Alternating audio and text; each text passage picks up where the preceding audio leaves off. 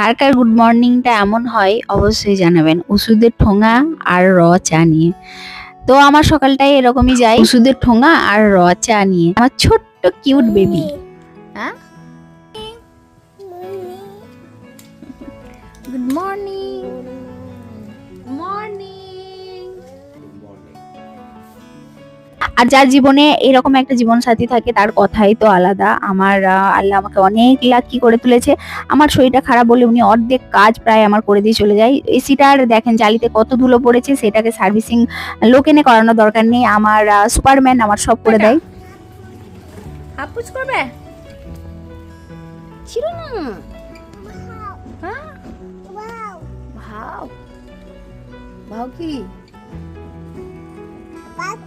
পাখি যা নাই ভাও নাই। এরম ভাবে কিউট কিউট কথা শুনতে শুনতেই আমার সারাটা দিন কেটে যায়। আপনাদের কি বলবো, একটা টাইম আমি কোনোভাবে বোরিং হই না আমার এই কিউট দুটো বেবিকে নিয়ে। আপনারাই দেখতে পাচ্ছেন ওর কত কথা, 1.5 বছর বয়স। ভাবেন, কেউ বুঝতে পারছেন 1.5 বছরের বেবি। আপনি কি তেল দেবো?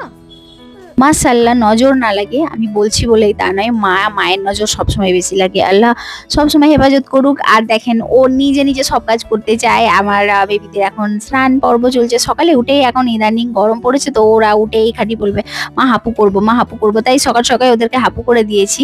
আর হাপু করার পর ওর এবার মাথা আজরানোর পালা, নিজেই চিরুনি নিয়ে চলে আসবে, মা মাথা করে দাও। এবার ও গার্ডার খুঁজছে জানেন, মাথা বাঁধবে বলে, কিন্তু আজকে বেঁধে দেবো না।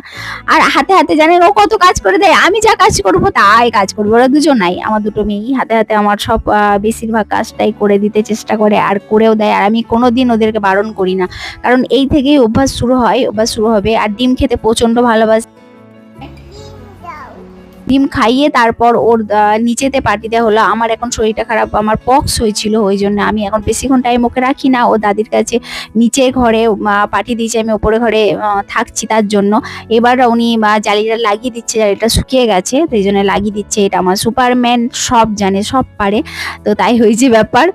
তো ওকে হয়ে গেছে লাগানো, ও যখনই ঘরে থাকে সার্ভিসিং করে। আর আমাদের তারপর শুরু হচ্ছে একটা করে ডিম সিদ্ধ। আর হাতটাকে পানি ঢেলে খাচ্ছে, প্রচন্ড গরম পড়েছে তার জন্য ফ্রিজ থেকে তরমুজ নিয়ে এসে আমরা সবাই মিলে একটু খেয়ে নিচ্ছি।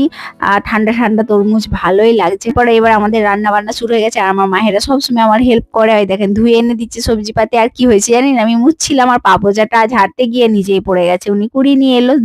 দুপুরে খাওয়ার পর বিকাল দিকে সাবরিনাকে আবার ফুয়ামিদের ঘরে পাঠিয়ে দিই। আমি বললাম আমার কাছে বেশিক্ষণ ওদের রাখছি না তার জন্য। তো ওকে বাই বাই করে ভিডিওটা এখানে শেষ করছি, টাটা বাই।